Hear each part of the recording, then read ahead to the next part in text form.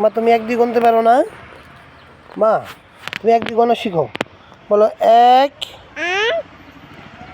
এই যে দেখো দুই, ওইখানে একটা তিন, চার, পাঁচ, ওইখানে কালো কুকুর কয়টা? বলো বলো কালো কুকুর কয়টা? এক দুই তিন। বলো কালো কুকুর তিনটা। মা কালো কুকুর কয়টা? তিনটা।